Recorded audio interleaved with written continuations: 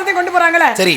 அர்ச்சனை செய்யும்பொழுது தேங்காய், வாழைப்பழம், அகர்பத்தி, கற்பூரம், பூவு அப்படின்னு 5 பொருளை கொண்டு போறாங்க. நல்லது. ஆமா, அப்படி கொண்டு போகின்ற பொழுது அர்ச்சனை பண்றாரு யாரு? அர்ச்சகர் வந்து அர்ச்சனை செய்து கொடுக்குறாரு. ஏன் இந்த தேங்காயை வச்சு கொண்டு போறவங்க ஒரு மாங்காயை தூக்கி வச்சு கோயிலுக்கு கொண்டு போறதுல என்னப்பா சொல்லுங்க முத. இப்ப தேங்காய் ஆரம்பிச்சோம், நீங்க தேங்காய்க்கு வரீங்களோ? ஆமா, நல்லா தான் சொல்லியிருக்கீங்க. ஏன் வாழைப்பழத்தை வச்சு கொண்டு போனவங்க வேற ஒரு கொய்யாப்பழத்தை கூட வச்சு கொண்டு போயிருக்கலாமா? கொய்யாப்பழம் ரொம்ப விருப்பம் தான், கொண்டு போகலாம். என்ன விருப்பம் இல்லாத ஒரு பழமா அது? கொய்யாப்பழம், மற்றெல்லாம் கொஞ்சம் பழம், அது கொய்யாத பழம், அதனால பிரச்சனை இல்லை. இல்லை, கொய்யாத பழம் தானே இருக்கு. ஏன்னா கொய்யாப்பழம் அப்படின்னா அதுக்கு பேர் எப்படிப்பட்ட பெருமை. ஆரம்பத்தில் எவ்வளோ பெரிய ஆளாக இருந்தாலும், எவ்வளோ பெரிய மனுஷனாக இருந்தாலும், நீங்கள் சொல்ல மாதிரி அர்ச்சனை வழிபாடுக்கு கொண்டு போகலாம், தப்பில்லை. நீ கேட்டமா ஒரு மாங்காயை கொண்டு போகலாம், அது எதுக்கு குறிப்பிட்டு தேங்காய் கொண்டு வரா? இப்போ கொண்டு வரதுக்கு பின்னாடியில் எத்தனையோ செய்திகள் அடங்கியிருக்கு. இப்போ முருகப்பெருமான் பார்த்திருப்பிய, முருகப்பெருமான் கழுத்தில் ஒரு மாலை போட்டிருப்பாரு. என்ன மாலை போட்டிருக்காரு? அது கடம்பவன மாலை. என்ன மாலை? கடம்பவன மாலை. பெருமாள் கழுத்தில் ஒரு மாலை போட்டிருப்பாரு, துளசி மாலை. என்ன மாலை? துளசி மாலை. துளசி மாலை. அதே சமயத்தில் உலகமே போட்டக்கூடிய அம்பாள், அப்படிப்பட்ட பராசக்தி முத்தாளமா, அவங்க கழுத்துல என்ன போட்டிருப்பாங்க? அவளுக்கு வந்து செவ்வந்தி மாலை, நிறைய மாலைகள், பூ மாலைகள் நிறைய போடுவாங்க. ஆஞ்சநேய பெருமானுடைய கழுத்துல ஆஞ்சநேயர் குறிப்பிட்டு சொல்ல போனா வெற்றில மாலை, வடமாலைன்னு சொல்லுவாங்க. வெற்றில மாலை, வடமாலை யாருக்கு போட்டிருக்கா? ஆஞ்சநேய பெருமானுக்கு. வெற்றில யாருடைய அம்சம்? அது மகாலட்சுமியோட மறு அவதாரம். மகாலட்சுமியோட மறு அவதாரம் மகாவிஷ்ணு கழுத்துல போட்டா பரவாயில்ல, ஆஞ்சநேய பெருமான் கழுத்துல கொண்டாந்து வெற்றில மாலை ஏன் போடுறோம்? என்ன கை தட்டுறீங்க? இது வந்து கேள்வி இல்லை, சிறு புள்ளி. நீங்க தேங்காய்னு ஆரம்பிச்சனால சரி வெற்றில கொண்டு போய் பிடிப்போமே. நீங்க புள்ளி வச்சீங்கன்னா சரி, அதுல கோலம் போட்டுருவீங்க, அலங்கோலம் இல்லாம நல்லா. அந்த கோலத்தை நான் கடைசி வரைக்கும் அலங்கோலம்லாம் கொண்டு வைக்கிறேன். அப்படி போக கூடாது, போனாதான் பெருமை. அலங்கோலப்பட்டாதான் பெருமை எல்லாம் போயிடும். அசிங்கப்படக்கூடாது. அசிங்கப்படுறது என் நோக்கம் இல்ல. வெற்றியும் தோல்வியும் வீரனுக்கு சகசம். வெற்றியும் தோல்வி வீரனா, அது தோல்வியா இருக்க கூடாது. வெற்றி தோல்வி அடைஞ்சவருக்கு வெற்றி அடைஞ்சவருக்கு வரலாறு இருக்கு. வேடிக்கை பார்க்கறவனுக்கு விமர்சனம் பண்றவனுக்கு வரலாறு கிடையாது. இப்ப கேட்டீல தேங்காய் உடைக்காதுன்னு ஆரம்பத்தில் சொன்னீங்க. தேங்காய் உடைக்காத ஒரு ஆலயம்னா என் பாட்டனுடைய ஆலயம் தான், வேற எங்கேயும் இல்ல. திருச்சி ஸ்ரீ ரங்கநாத பெருமாளுடைய ஆலயத்தில் அவர் இருப்பது யோக நிலை. அப்படிப்பட்ட தியான நிலையில் இருக்கும்போது முன்னால தேங்காய் உடைச்சோம்னா தியானம் கெட்டு போயிருக்காக வெளியில போய் உடைச்சு பூவா திருவி அபிஷேகம் பண்ணக்கூடியது திருச்சி ஸ்ரீ ரங்கநாத பெருமாள். அங்கே இது வந்து தேங்காயை உடைக்க போறீங்க, ஏன் எங்க மண்டபத்தில் நீங்க தேங்காய் உடைக்கிறீங்கன்னு கேட்டு சொன்ன உடனே தேங்காயை பத்திரிக்கையான்னு அவர் சொன்னதுக்கு அப்புறம் நான் ஒரு கேள்வி கேட்டேன், பதில் கொடுத்துருக்கீங்க, பரவாயில்ல. ஆமா, நீ முடிக்கும் போது கடைசியில் அதை கேட்டு இல்லைன்னு சொன்னீங்கன்னா அதுக்கு வர சிறப்பு இல்லாம போயிரும்ல. சரி சொல்லிடுவோமே. சரி இருக்கட்டும், இந்த வெத்தலை மாலை கட்டினேன், அந்த தேங்காய் வாழைப்பழமா அபிஷேகம். ஒரு தேங்காய்க்கு நான் பதில் சொல்லிக்கேன், மறு வெத்தலைக்கு பதிலை முடிச்சு நான் அதுக்கு வர்றேன். நம்ம வந்து கேள்வி கேட்டுட்டு அப்படின்னா நீங்க பதில சொல்லணும். அதைத்தான் கேட்டேன். நீர் பதில என்ன சொன்னீங்க? தேங்காயும் வாழைப்பழமும் கோவிலுக்கு கொண்டு போறாங்க, ஏன் தேங்காயை கொண்டு போனவங்க மாங்காயை கொண்டு போயிருக்கலாமான்னு ஒரு கேள்வி கேட்டிருக்கேன். சரி, வாழைப்பழம் என்று சொல்லக்கூடிய இந்த வாழை மரம் என்பது வித்துனுவாங்க. இந்த வாழைப்பழத்தை கொண்டு போறவங்க ஏன் ஒரு கொய்யா பழத்தை கொண்டு போயிருக்க? ராமதாஸுக்கு ரொம்ப பிடிக்கும், கொய்யா பழத்தை கொண்டு போயிருக்கலாம்ல. காரணங்கள் பலருக்கு படினாக்கம். இப்ப 2 விதமான காரணம் இந்த பூமியில இருக்கு. இதை 2 கோணத்தையும் பற்றி சொல்லலாம். தேங்காய் வாழைப்பழம் கொண்டு போகக்கூடிய அடிப்படை நோக்கம் மேல பாத்தீங்கன்னா, நீங்க தேங்காய் பாத்தீங்கன்னா எடுக்கும் பொழுது அந்த கூட்டோட இருக்கும். இந்த கூட்டோட இருக்கும்போது அந்த கூட்டை உரிச்சோம்னா உள்ள நாரோட இருக்கும். அந்த நாரை பிடிச்சோம்னா அதுக்கு மேல ஒரு ஓடு இருக்கும். அந்த ஓட்டை உடைச்சோம்னாத்தே இறைவனுடைய வெண்மை பகுதி இருக்கும். அப்ப இது 3 என்னென்ன?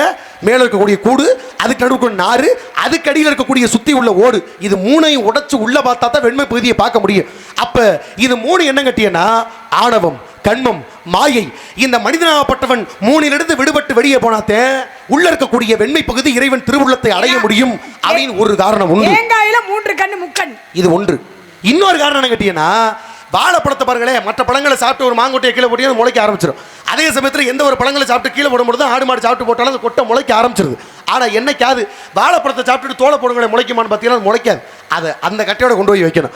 அதே போல இந்த தேங்காயும் அப்படித்தான். மற்ற காய்களை போல இதை தின்னுட்டு சாப்பிட்டு போட்டால் முளைக்காது. உடச்சி 2ஆக வச்சு பாருங்க, முளைக்குதான்னு முளைக்காது. அது கூட்டோட வச்சா தான் முளைக்கும். அப்போ ஏன்னு கேட்டீங்கன்னா, இந்த உலகத்தில் பிறவாத இணைய கொடு, இது வரைக்கும் எடுத்த பிறப்பு போதும், இனி இறைவா உன்னது சரணாகதி அடைகிறேன், வேற எந்த பிறப்பும் தேவையல்ல, பட்டற்ற வாழ்க்கை போதும், இல்லறம் எனக்கு வேண்டாம், வாழ்க்கையில் உன்னை அடையக்கூடிய பேரின்ப வாழ்வு வேணும்னு சொல்லி படைக்கக்கூடிய காரணத்தினாலதான் தேங்காய் வாழைப்பழத்தை இன்ன வரைக்கும் கொண்டு போறோம்.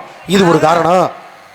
தேங்காய் என்பது தேங்காய்க்கு மேல இருக்கக்கூடிய அந்த ஓடாகப்பட்டது, உள்ள இருக்கக்கூடிய சிறப்பு அங்க இருக்குன்றேன். என்னப்பா அப்பா மீசக்காரப்பா என்ன அவர் ஒரு கேள்வி வச்சிருக்காரு. ஆமா, என்னப்பா வெற்றிலையா? வெத்தலைய முதல்ல நீங்க போடுங்க, வெத்தலை சொல்றேன் நான். இப்ப காரணங்கள் அடிப்படையில் இல்ல தேங்காய்ன்ற ஒரு இடத்துக்கு வந்து கேள்விக்கு பதில் கொடுத்தீங்க. சரி. தேங்காய் மேல இருக்கக்கூடிய ஓடாகப்பட்டது மனித உடம்புல இருக்கக்கூடிய தோலையும் சதையும் குறிக்கின்றதுன்னு ரெண்டு காரணம் சொல்லலாம். அதான் ரெண்டு காரணம் தான். அதே போல தேங்காயை உடைச்சிட்டு அப்படின்னம்னா குருதி என்று சொல்லக்கூடிய குருதினா என்னது? அந்த தேங்காய் தண்ணீர் இருக்கு பார்த்தீங்களா, இந்த தேங்காய் தண்ணீரை தான் மனித உடம்புல ஓடக்கூடிய குருதி, குருதி என்றால் ரத்தத்தை குறிக்கின்றதுன்னு சொல்லுவாங்க. அதே போல அதே தேங்காயை உடைச்சிட்டு அப்படின்னம்னா இந்த தேங்காய் பருப்பாகப்பட்டது என்ன நிறமாக இருக்கும்? வெண்மை நிறமாக இருக்கும். இறைவன் திருவுள்ளமும் வெண்மை நிறத்தில் இருக்குமா? அதனாலதான் இறைவா இந்த உலகத்தில் என்னை படைத்தாயோ, இந்த தேங்காய் வெள்ளை நிறமாக எப்படி இந்த பருப்பாகப்பட்டது வெள்ளை நிறமாக இருக்கின்றதோ என்னுடைய உள்ளமும் வெள்ளை உள்ளம் அப்படின்னு சொல்லிட்டு இதை ஏற்றுக்கொள்வேன் அப்படின்னு படிக்கிறேன். அப்படிப்பட்ட பெருமை அங்க இருக்கு. அப்படிலாம் காரணம் இருக்கு. சரி, நல்ல ஒரு அருமையான விளக்கம் கொடுத்துக்கிட்டே வரீங்க. நல்ல விஷயம் பேசணும். நல்லா இந்த கூட்டம் அப்ப இருந்து நாடகம் ஆரம்பிச்சதுல இருந்து அப்படியே உட்கார்ந்துருக்காங்க. ஆமா, நல்ல அருமையான ஒரு ரசிகர்கள். கருத்துக்களுக்கு செவி கொடுக்கக்கூடிய பெருமை ஏதாவது ஒரு நற்செய்தி வருமானத்துக்காக. கண்டிப்பா கண்டிப்பா அதுக்காக.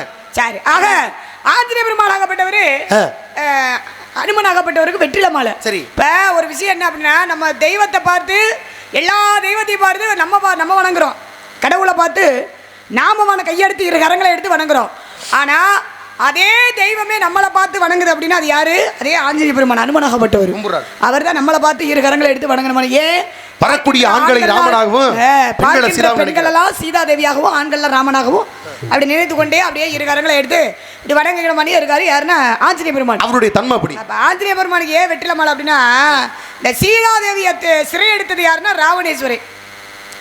ராவணேஸ்வரன் கொண்டு போய் எங்க வைக்கிறாரு? இலங்கையில அசோகவனத்துல சிம்சுபா மரத்துல கொண்டு போய் வச்சிடறாரு. யார? சீதா தேவிய.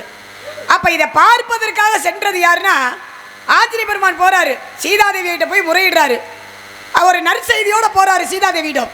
போய் இந்த ஆஞ்சநேய பெருமான் என்ன சொல்றாரு? சீதா தேவியாரே, அதாவது ராமன் வந்து ராவணேஸ்வரனை வென்றான் அப்படின்னு ஒரு சந்தோஷமான ஒரு செய்தியை கொண்டு போய் கொடுக்குறாரு. அப்ப நம்ம உடனே என்ன நினைக்கிறாங்க? நம்மளுக்காக ஒரு சந்தோஷமான செய்தி, நற்செய்தியை கொடுத்துறீங்களே அப்படின்ற ஒரு காரணத்தினால நீங்க எப்படி வெற்றியோட ஒரு வெற்றி செய்தி என்கிட்ட வந்து கொடுத்ததுனால இந்த இடத்துல நான் இருக்கக்கூடிய இந்த அசோகவனத்துல வெற்றிலையவே உங்களுக்கு மாலையா பரிசா நான் கொடுக்குறேன். இந்த இடத்துல ஏதாவது ஒரு பரிசு பொருள் கொடுக்கணும் அப்படின்றக்காக தான். ஏன்னா வெற்றிலை என்பது மகாலட்சுமி, மகாலட்சுமியோட மறு அம்சம் தானே. அப்பேற்பட்ட இந்த சீதாதேவி யாருன்னா மகாலட்சுமி அம்சத்தில் இருக்கக்கூடியவர். அந்த வெற்றிலையவே வந்து அந்த அம்மா என்ன செய்யறாங்க? ஆஞ்சநேய பெருமானுக்கு ஒரு பரிசு பொருளாக முதலில் சீதாதேவி ஆஞ்சநேய பெருமானுக்கு ஆஞ்சநேயர் பெருமான் கழுத்திலே சூடி வந்ததுதான் எதுனா வெற்றிலை மாலை. இதுதான் அதற்குரிய காரணம். நற்செய்தி கொண்டு போனதுனால.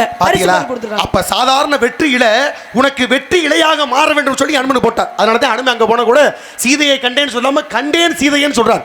அப்படிப்பட்ட ஆற்றல் படைச்சவர். அதனாலதான் சொல்லிட்டு செல்வன் அப்படின்னு பேர் அவருக்கு உண்டு. அப்பேற்பட்ட பேர் இருக்கு. இப்ப நான் கேட்கிறேன், பொதுவாகவே ஒரு தெய்வத்தை வணங்குகின்ற பொழுது இந்த நந்தி சிலைன்னு சொல்லுவாங்கல்ல, நந்தி தேவரிடம் போய் காதில் சொல்லுவாங்க நம்ம நினைத்த காரிய வெற்றி வரும்னு சொல்லிட்டு. அதே போல் ஒரு கடிதம் கூட எழுதி போடுவாங்க. ஒரு சில பகுதியில் வந்து எல்லா கோவில்கள்லேயுமே வந்து கடிதத்தில் எழுதி போடுவாங்க, நாங்கள் நேற்றிக்கடை வச்சுருக்கோம், எங்களுடைய வேண்டுதல் வந்து வெற்றிகரமாக முடியணும் அப்படின்ட்டு கடிதம் எழுதி போடுவாங்க. யார்? மனிதர்கள் வந்து கடவுளுக்கு கடிதம் எழுதி போடுவாங்க. ஆனால் அதே கடவுளே மனிதனுக்கு கடிதம் எழுதி வச்சான். அது என்னன்னு தெரியுமா உங்களுக்கு அந்த கதை? கடவுளுக்கு தான் நம்ம கடிதம் எழுத முடியும். ஆனால் அதே கடவுளே மனிதனுக்கு கடிதம் எழுதுதான். எங்க எப்படி என்ன நல்ல ஒரு தொடுப்பான ஒரு கேள்வி எடுத்துக்கமா. ஒரு பத்திர பிரச்சனையோ வீட்டு பிரச்சனையோ ஏதாவது தீராத பிரச்சனைக்கு சாமி கிட்ட போய் நம்ம கடிதம் எழுதி இதை தொங்க விட்டு வர்றது மரபு இன்ன வரைக்கும் இருக்கு, நடைமுறையில் சாத்தியம் உண்டு. ஆனா இறைவனாப்பட்ட ஒருத்தருக்கு கடிதம் எழுதுவாரா மனுஷனுக்கு அப்படிங்க கேட்குறீங்க. இப்போ கேள்விகள் அப்படின்றது ஒவ்வொருத்தரும் புதுவிதமாக இருக்கணும். இறைவனுக்கு நம்ம எழுதுற காலம் போய் இறைவன் யாருக்காவது கடிதத்தை எழுதுவாரா? இப்ப நம்மளுக்கு எழுதுற காலம் வந்து இந்த பூமியில ஆசிரியர்கள் பல இடத்துல இருக்கு. இப்ப நீங்க வந்திருக்கீங்க காவலுக்கு, ஒவ்வொருத்தருக்கு ஒரு வேலை இருக்கும். மும்மூர்த்திகள் யார சொல்லுவா? மும்மூர்த்திகள் அப்படின்னா பிரம்மன், சிவன், விஷ்ணுன்னு சொல்லுவாங்க. அப்படிப்பட்ட பெருமை இருக்கு. சிவனுக்கு உண்டான வேலை என்னமா? சிவனுக்கு அழிக்கக்கூடிய கடவுள். உண்மைதானே? உண்மைதான். சிவனை அழிக்கக்கூடிய கடவுள். அதே போல பிரம்மதேவ எங்க அப்பா படைப்புக்கு அதிபதி. காக்கக்கூடிய வேலை, உலகத்தையே காக்கக்கூடிய மகாவிஷ்ணு உங்க பாட்டை நாராயணன். ஒன்னொன்னு ஆச்சரியம் இந்த பூமியில இருக்கு. இந்த பூமியில இல்லாத பெருமை எங்கேயுமே கிடையாது. நம்ம ஊர் பக்கத்துல தான் இருக்கு. இப்போ பொன்னமராவதி வேந்தமட்டின்னு ஒரு ஊர் இருக்கு. அங்க பாத்தீங்கன்னா நெய் நந்தீஸ்வரன் இருக்கார். நந்தீஸ்வர பெருமான் மேல ஊத்தக்கூடிய கொஞ்சோண்டு நெய் ஊத்துனா கூட எறும்பு மொக்கியும்ல. ஆனா நந்தி மீது ஊத்தக்கூடிய எறும்பு அதுக்கு இன்ன வரைக்கும் மொக்கிறது இல்ல. அப்படிப்பட்ட சிறப்பு அங்க இருக்கு. அப்படிப்பட்ட பெருமை அப்ப எங்க இருந்து இங்க தொடர்பு இருக்கு பாத்தீங்களா? அப்படியான பெருமையான ஆலயா அங்க இருக்கு. அப்ப பாருங்க, ஒவ்வொரு காலத்துக்கு பின்னாலே இறைவனுக்கு மகத்துவம் எக்கச்சக்கம் அந்த பூமியில் அடங்கிட்டே இருக்கு. இப்படிப்பட்ட காலகட்டத்தில் இறைவனுக்கு நம்ம போய் மாலை போடுவோமா? இறைவனுக்கு நம்ம மாலை போடுறது வழக்கம் இருக்கலாமா? இறைவனுக்கு சாமி கழுத்துல இறைவனுக்கு நம்ம தான் மாலை போடணும். போடுறோம்ல. கழுத்துல பூசாரி கொடுத்துக்கு பூசாரி போடுவாரு. போடுறாரு. அவர் மனுஷன் தானே? பூசாரி மனுஷன் தானே? அப்ப மனிதனாகப்பட்டவன் கடவுளுக்கு மாலை போடுறாரு. இது தெரிஞ்சது. ஆனா ஒரு கடவுள்கிட்ட இருந்து 3 மாலை ஒரு இடத்துக்கு வருது. எங்க அப்படிங்கிற கேள்வி நடுவில் இருக்கட்டும். இப்ப நான் வர்ற இடத்துக்கு இப்ப பாருங்க. அப்படின்னாக்கா நீங்க கேட்டிய இறைவனாகப்பட்டவர் எல்லாருக்கும் கடிதம் இறைவன் எழுதுவாரா? முத அவர் நம்பி தான் நம்ம உழைக்கிறோம். ஆனால் இறைவனே கடிதம் எழுதுகிறார். யாருக்காக எழுதுகிறார் அப்படின்னு கேட்டீங்கன்னா, இந்த உலகத்தில் எவ்வளவு பெரிய ஆட்களாக இருந்தாலும் அழுது அடியடையக்கூடிய அன்பர்களுக்கு நற்கதி ஏறக்கூடிய எம்பெருமான் ஈசன். அதனால தான் அவருக்கு பெருமை இன்னைக்கு இருக்கு. செங்கையில் மான் தூக்கி அங்கத்தில் அனுமதி தூக்கி திங்களை ஞாயிறை கதைத்த சடைமேல் தூக்கி அங்குங்கனாதபடி இருவர் தேடி கண்டறியாத கால் தூக்கி ஆடும் தெய்வமே, எமை கை தூக்கி ஆடு தெய்வமே, அடியார்களுக்கு பெருமை சித்தவர். அப்படிப்பட்ட ஆளு, உலகமே போற்றக்கூடிய ஆளு. மதுரையில பானபத்திரன் ஒரு ஆளு. இந்த பானபத்திரன் ரொம்ப வறுமையில போராடுறாரு. வறுமையினால வறுமை, அப்படி ஒரு வறுமை. தள்ளாடிக்கிட்டு இருக்கக்கூடிய சூழ்நிலை சிவனை வேண்டார். சிவனே, உன்னை நம்பி பாடிக்கிட்டு படமுருளா திருறானே, எனக்கு ஒரு நற்கதி அருள மாட்டியா? எனக்கு மோட்சம் கிடையாத, ஏழ்மையில தவிக்கிறேன்னு சிவன்கிட்ட முறையிடும் பொழுது அப்ப சிவன் சொன்னாரா, வருத்தப்படாத, உனக்கு தேவையான பொண்ணையும் பொருளையும் ஒரு ஆள்கிட்ட போய் நான் கொடுக்க சொல்ற இடத்துல இந்த கடிதத்தை கொடுன்னு சொல்லி தானாக முன்வந்து எம்பெருமான் ஒரு கடிதம் எழுதுகிறார்.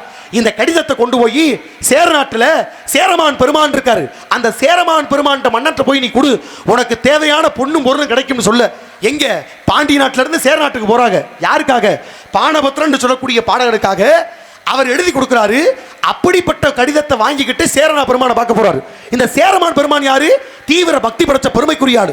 எம்பெருமான் சிவன் மீது அதீத பக்தி படைச்ச ஆளு. அப்படிப்பட்ட பக்தி உள்ளம் கொண்டவர், பெருமையான மனுஷன். பானபத்திர கொண்டாந்து கடிதத்தை கொடுக்கும் பொழுது பார்த்தார், ஆகா, உலகமே போற்றக்கூடிய ஈசன்ட்ட எல்லாரும் கையேந்துவாங்க. ஆனா தன்னை நாடி கையேந்திய ஒருவனுக்கு இவன்ட்ட போ பொருள் கிடைக்கும்னு ஏன் பெருமையை உலகறிய செய்ய ஈசன் இப்படி ஒரு செயலை செய்திருக்காரா? என்னைட்ட கொண்டு போய் குடுன கடிதத்தை எழுதியிருக்கான்னு சொல்லி மெச்சி போழ்ந்து போனாரா. அப்படிப்பட்ட ஆளு சேரமான் பெருமான். வேண்டிய பொன்னையும் பொருளையும் பாண்டிய நாட்டில் இருக்கக்கூடிய பானபத்திரருக்கு கொடுத்து அனுப்பினாரா. அப்படிப்பட்ட பாண்டிய பெருமான பிறகு பானபத்திரனாகப்பட்டவுடைய அந்த நன்னறியும் தெரியுது, சேரமான் பெருமான் மேல அவர் வச்சிருந்த எண்ணமும் தெரியுது. அப்ப இறைவன்ட்ட கையேந்திர காலம் போய் இறைவன் ஒருத்தட்ட போய் பொருள்கள் அதை கொடுப்பேன்னு ஒரு நம்பிக்கை வச்சிருக்காருனா, அவ்வளவு பெரிய ஆற்றல் வச்சிருந்த நம்பிக்கை வச்சிருந்த ஒரு ஆடு யாரு கட்டியனா, 63 நாயன்மார்களே சேரமான் பெருமான் என்று சொல்லக்கூடிய நாயன்மார்கிட்ட இறைவன் திருக்கடிதம் எழுதி கொடுத்தார். இது கதை, இது பெரிய புராணத்தில் உள்ள செய்தி. என்னமாகிற அருமையான விளக்கம். கை தட்டுங்க பச்சுமா. வாங்க சாமி, இப்போ நீங்கள் வந்த விஷயத்தை சொல்லுங்க. இருக்கணுமா? வந்த விஷயம் இல்லாமல் நான் வரதே இல்லை. என் சொந்த விஷயத்தை எங்கேயுமே நான் பேசுறது இல்லை. அந்த விஷயம்லாம் தெரியாத இருக்கு. வந்திருக்க பெருமையா பேசுற, பாட்டு நல்லா பாடுற. பெண்களுக்கு பருவம் எத்தனை? ஆண்களுக்கு எத்தனை பருவம்? 7 இருக்கு. பெண்களுக்கு 7 இருக்கு. பாலன் மீதி மரவன் திரையன் காலை விடுதலை முதுமணி சொல்லக்கூடிய 70 பருவம் ஆண்களுக்கு உண்டு. ஆக பேதி பெருமை மங்கை மனித அறிவை தெளிவு பேரலம் என்று சொல்லக்கூடிய 7 வகை பருவம். அப்படிப்பட்ட பருவம் நம்மளுக்கு இருக்கு. இந்த உலகத்துல என்னுடைய பாட்டி யார் தெரியுமா? மகாலட்சுமி. அந்த மகாலட்சுமி ஆகப்பட்டவ இந்த உலகத்துல எத்தனை அவதாரம் எடுத்திருந்தாலும் ராமாயணத்துல எடுத்த அவதாரம் அது சீதையாக எடுத்தா. இது எல்லாருக்குமே தெரியும். இப்ப சீதையாக அவதாரம் பண்ண பெருமைக்குரிய மகாலட்சுமி இந்த உலகத்துல ஒப்பற்ற பெருமை செத்தாலும் அந்த மகாலட்சுமியோட கணவர் யாருமா? என்னங்க? ராமன் தானேங்க. ராமன் தானே. மகாலட்சுமியோட கணவர் மகாவிஷ்ணு தானே. அவதார வரணும் அப்படித்தான் இருக்கு. இது எல்லாருக்கும் தெரிஞ்ச கதை. இப்படிப்பட்ட அவதார கோலத்துல எத்தனையோ சிறப்பு இருந்தாலும் ஆடக்கூடிய ஆடமும் ஓடக்கூடிய வாழ்க்கை ஒரு நாள் ஓய்ந்து விடும் சொல்லக்கூடிய இந்த பேச்சு. இப்ப பேசுற சரி, பாடுறத பாடு. ஒரு பாட்டும் பேச்சு ஒரு ஆளுக்கு நல்லா இருக்குன்னா ஊர்க்காரர் என்ன பண்ணுவாங்க? நல்லா இருக்குன்னு சொல்லி கை தட்டி ஆரவாரப்படுத்தி ரசிப்பாங்க. ஆனா வந்தது யாரா இருந்தா நடிகர்களுக்கு என்னென்ன போடுவாங்க? மாலை போடுவாங்க. அப்படிப்பட்ட மாலை ஒரு இடத்துல வந்து வருதுன்னு மறந்துட்டியா? என்னது? எனக்கு தேவையில்ல. கேட்ட கேள்விக்கு பதில் சொல்லி முடியும். இப்படியே முடிப்பேன் கதையை, இதோட முடிப்பேன். என்னமா மணி என்ன? நீ என்ன சொல்ற? எனக்கு மணி எனக்கு தெரியாத மணியை பத்தி நீ சொல்லு. நான் கேட்ட கேள்வி இப்படியே முடிச்சிருவான். நீ பதில சொல்லு. வந்த விஷயத்தை பட்டுன்னு சொல்லுவேன். நானு தெரியாது உள்ளவமா. என்ன இதுக்கு தெரியாத பிடிச்சு. சரி சொல்றேனே அண்ணே, சொல்றேனே. சுருங்க சொல்லி விளங்க வைத்திருக்கேன். சொல்லு. சொல்லிடுவோம். எங்க இருந்து மாலை வருடத்திற்கு 3 இடத்துக்கு போகுது அப்படின்னா காரணம் இருக்குங்க. காரணம் இல்லாமல் இந்த மாதிரி தோரணம் கட்ட முடியாது. என்ன காரணம் அப்படின்னா, இந்த ஸ்ரீவில்லிபுத்தூர்ல இருக்கக்கூடியவள் யாருன்னா ஆண்டாள் ஆகப்பட்டவள், சூடி கொடுத்த சுடோடு கொடியாள். சரி, அவளுடைய மாலையாகப்பட்டது வருடத்திற்கு 3 இடத்துக்கு அந்த கடவுள்கிட்ட இருந்து கிடைச்சது இன்னொரு 3 கடவுளுக்கு. ஆமா, என்ன காரணம் அப்படின்னாங்க, அதாவது மதுரையை எடுத்துக்கோங்க. சேரநாடு, சோழநாடு, பாண்டிய நாடு, தொண்டை நாடு. சேரநாடு வேலை முடித்து, சோழநாடு சோறுடைத்து, பாண்டிய நாடு முத்துடைத்து, தொண்டை நாடு சான்றோர்கள் உடைத்து. அது ஒரு பக்கம் இருந்துட்டாலும் பாண்டிய நாட்டு பகுதியிலே திருமாலிடம் சோழன் சொல்லுவாங்கல்ல, எங்க அழகர் கோவில், அழகர் மலை சொல்லுவாங்க. அழகர் மலை அந்த ஆமா, அதுவும் பூஞ்சோலை மாதிரி தானே இருக்கு. பூஞ்சோலை தான். சரி, அது உங்களுக்கு பிடிக்கும் தெரியல. சரி இருக்கட்டும். ஆக வாருங்களே, அப்பேற்பட்ட அழகர் கோவில்ல இருந்து மதுரையில் பெருங்கொண்ட திருவிழா அப்படின்னாலே சித்திரை திருவிழான்னு சொல்லுவாங்க. அது எல்லாரும் தெரியுது. அழகுமலையான் வைகை ஆற்றில் எழுந்தருள்வார்னு சொல்லுவாங்க. இந்த அழகர் மலையிலேருந்து வைகை ஆற்றில் எழுந்தருளுக்கு முதல் நாள் வந்து தல்லாகுளம் என்ற இடத்துல எதிர் சேவை நடக்கும். அழகுமலையான் வரும்பொழுது எதிரே செய்யக்கூடிய சேவை எதிர் சேவைன்னு சொல்லுவாங்க தல்லாகுளத்தில். அப்படி எதிர் சேவை நடக்கின்ற பொழுது இந்த அம்மா களத்தில் இருக்கக்கூடிய மாலையாகப்பட்டது எங்கே போகும் அப்படின்னா தல்லாகுளம் எதிர் சேவை அன்றைக்கு சரியாக ஒரு இரவு ஒரு 11 மணிக்கு அந்த சூடி கோட்டர் சுரக்கொடியால் அவளுடைய மாலையாகப்பட்டது நம்ம மதுரை தல்லாகுளம் என்ற இடத்துக்கு அழகுமலையான் கழுத்தில் கொண்டு போய் கொடுப்பாங்க. அதை கழுத்திலே வாங்கி கொண்டு இந்த அழகுமலையான் ஆகப்பட்டவர் மறுநாள் வைகை ஆற்றில் எழுந்தருள்வார்னு சொல்லுவாங்க ஒரு இடம். அடுத்து எங்கன்னா புரட்டாசி மாதம் ரேவதி நட்சத்திரத்தன்று கருட சேவைன்னு ஒன்று சொல்லுவாங்க. 5ஆம் நாள் கருட சேவை நடக்குமா. அப்பேற்பட்ட கருட சேவை நடக்கின்ற பொழுது அந்த அம்மா கழுத்தில் இருக்கக்கூடிய மாலையாகப்பட்டது திருப்பதி ஏழுமலையானுக்கு என்னங்க திருப்பதி ஏழுமலையானுக்கு அந்த சூடி கொடுத்தர் சுருக்கொடியால் அவளுடைய மாலையாகப்பட்டது அங்கே திருப்பதி ஏழுமலையானு கொண்டு போய் கொடுத்தாதான் அந்த மாலையை வாங்கி கழுத்திலே போட்டு கொண்டு தான் அதை சுற்றி வளம் வருவாங்க. 2வது இடம். 2வது இடம். 3வது இடம் எங்க அப்படின்னா உங்க பாட்டு யாரு ரங்கநாதே. ஆமா எங்க இருக்காரு சொல்லுங்க திருச்சி. அங்க இருக்கக்கூடிய ரங்கநாதனுக்கும் ஸ்ரீரங்கத்திலே அந்த ரங்கநாதனுக்கும் அங்க அந்த அம்மா கூடிய அந்த அம்மா கழுத்திலே போட்டிருக்கக்கூடிய மாலையாகப்பட்டது சூடி கொடுத்த சுடக்கூடிய ஆண்டாளாகப்பட்டவள் அவளுடைய மாலை ஸ்ரீரங்கத்துக்கு ரங்கநாத பெருமானுக்கு அந்த கழுத்திலே அதை வாங்கி கொண்டு கழுத்திலே சூடிக்கொண்டு அதை சுற்றி வளம் வருவாங்க. அப்படியெல்லாம் நிறைய விஷயங்கள். அப்படிப்பட்ட சிறப்பு எங்க இருந்து ஆரம்பிக்குது? ஆண்டாள்ல இருந்து ஆரம்பிச்சது. இப்ப மாலையை பத்தி கேட்ட உனக்கு மாலை சுடக்கூடிய வேலை வந்து விட்டது. எனவே மாப்பிளை பார்த்து இருக்கேன். வேடனுக்கு மல்லிக்கு நான் கல்யாணம் விண்ணில் உள்ள தேவரன் தான் வேடனுக்கு மல்லிக்கு நான் கல்யாணம்